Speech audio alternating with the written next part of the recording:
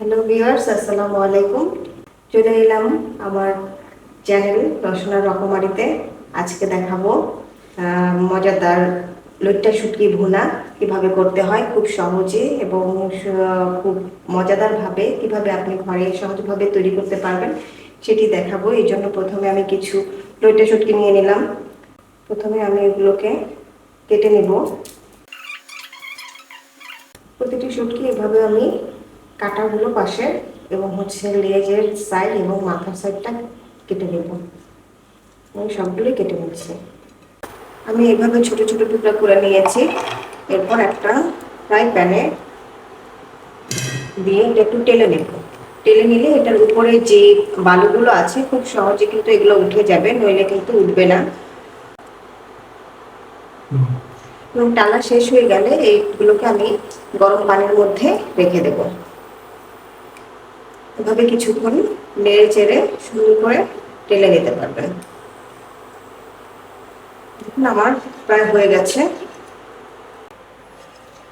ফুটন্ত গরম পানি নিয়ে নিয়েছি, এর মধ্যে আমি শুটকিগুলো ছেড়ে দিচ্ছি। ভালো করে খেয়াল করবেন যেন ময়লাগুলো না পড়ে। এরপর আমি ঢেকে রেখে দিব।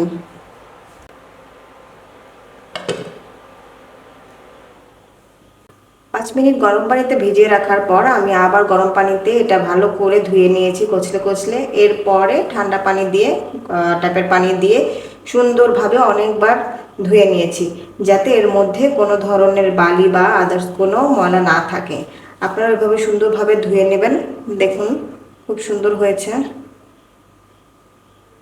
এই পর্যায়ে আমি চুলায় একটি হাঁড়ি বসিয়ে দিয়েছি। হাঁড়িটি গরম হয়ে গেলে তাতে আমি কিছুটা তেল দিব, খাবার তেল। এখানে আপনারা সরিষার তেলও ব্যবহার করতে পারেন। সরিষার তেল ব্যবহার করলে খুব ভালো একটা স্মেল আসবে। আমি সয়াবিন তেলই ইউজ করছি। 1.5 টেবিল চামচের মতো দিয়েছি। 4-5টা শুকনো মরিচ দিয়ে দেব। শুকনো মরিচ স্মেলটা শুটকিতে খুব ভালো লাগে। আর সাথে যে শুটকিগুলো আছে সেগুলো আমি ভেজে নেব।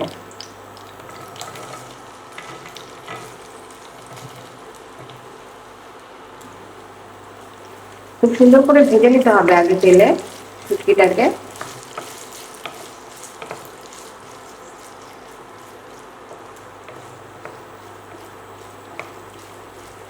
ভালো করে যদি না ভাজা হয় তাহলে কিন্তু শুটকির যে একটা বিকট গন্ধ সেটা কিন্তু থেকে যায়। এভাবে করে ভেজে নিলে গন্ধটা থাকে না এবং খেতেও খুব ভালো লাগে। তখন যারা শুটকির গন্ধটা পছন্দ করেন না তাদের কাছেও খেতে খুব ভালো লাগবে।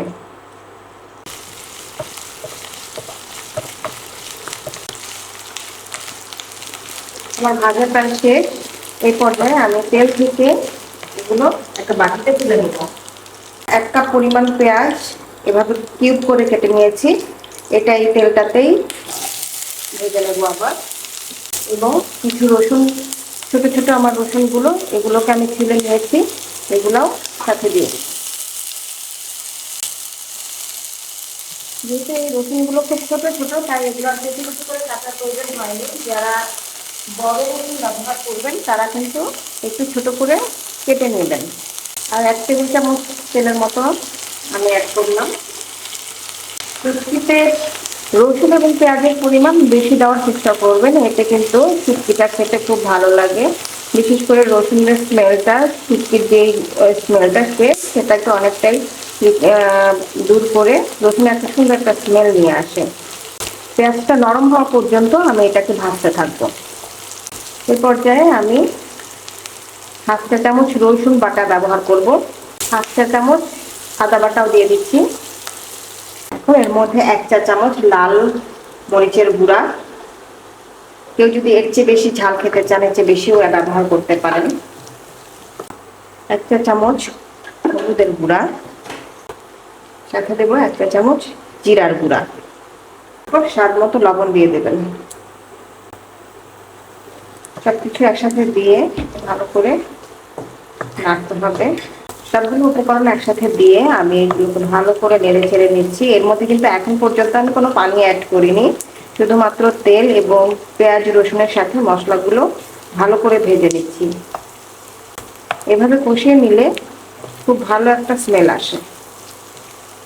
পানি দেওয়ার আগেই আমি দেখা যাচ্ছে হলুদ মরিচগুলো এবং আদা রসুনের বাটাগুলো ভালো করে কষিয়ে নেব, কারণ শুটকি রান্নার সময় যদি মশলাগুলো ভালো করে কষিয়ে না নেন তাহলে কিন্তু একটা গন্ধ থেকে যাবে। সব মশলাগুলো একসাথে তেলের মধ্যে দিয়ে আমি কষিয়ে নিচ্ছি। এর মধ্যে কিন্তু আমি এখন পর্যন্ত কোনো পানি ব্যবহার করিনি। পানি ব্যবহার করলে এই জিনিসগুলো বা পেঁয়াজ রসুনগুলো খুব নরম হয়ে যায়।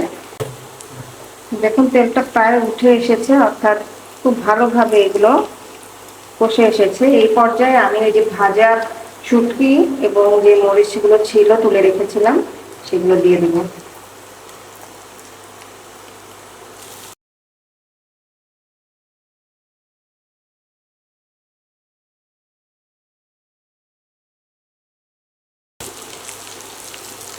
খুব সুন্দর একটা স্মেল বের হয়ে এসেছে এর মধ্যেই।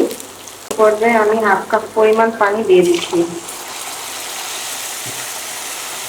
পানিটা দিয়ে এখন আমি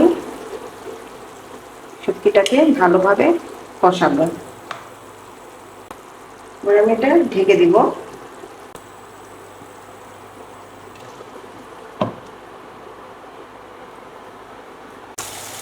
দেখুন পানিটা শুকিয়ে এসেছে এবং তেলটা উপরে ভেসে আসছে,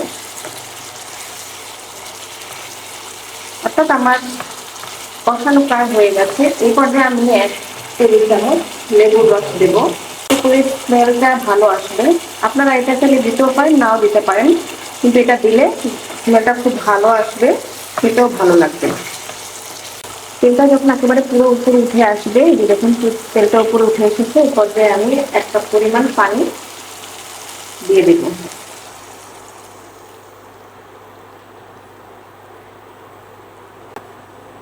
পানি দিয়ে কিছুটা নেড়ে আমি আবার ঢাকনা দিয়ে দেব।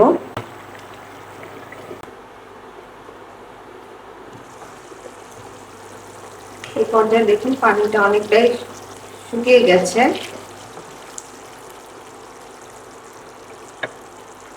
এই অবস্থায় আমি কিছু কাঁচামরিচ কেটে দিচ্ছি। আপনারা ঝাল কতটুকু খাবেন সেই অনুযায়ী, আপনাদের পছন্দ অনুযায়ী ঝাল দিতে পারেন। চাইলে গোটা কাঁচামরিচও ব্যবহার করতে পারেন। যারা ঝাল কম পছন্দ করেন কিন্তু মরিচের ফ্লেভারটা চাচ্ছেন, তারা না কেটে দিলেও হবে।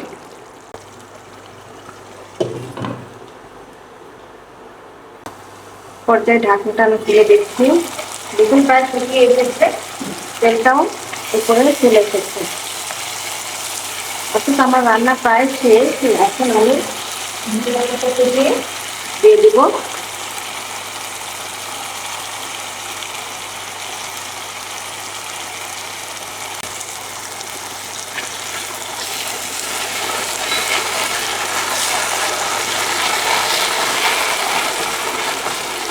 দেখুন দেখতে খুব সুন্দর হয়েছে, সেটাও কিন্তু খুব অসাধারণ হবে। দেখুন কত সুন্দর দেখতে হয়েছে। এ পর্যায়ে আমি নামিয়ে ফেলবো। খুব চমৎকার ভাবে রান্নাটি সম্পন্ন হয়েছে। দেখুন দেখতে খুব সুন্দর দেখাচ্ছে এবং খেতেও কিন্তু খুব মজাদার। আপনারা যদি এভাবে রুলস ফলো করে রান্না করেন, আমি আশা করি যে আপনারা খুবই পছন্দ করবেন, এবং যারা শুটকি পছন্দও করেন না তারাও কিন্তু এটার ফ্যান হয়ে যাবেন। তো আজ এই পর্যন্তই। আমার চ্যানেলটি সাবস্ক্রাইব করবেন অবশ্যই, কমেন্ট করে জানাবেন যে কেমন হয়েছে রেসিপি, আর নতুন নতুন সব রেসিপি নিয়ে ইনশাল্লাহ আমি আবার হাজির হব। আজ এই পর্যন্তই, ধন্যবাদ সকলকে।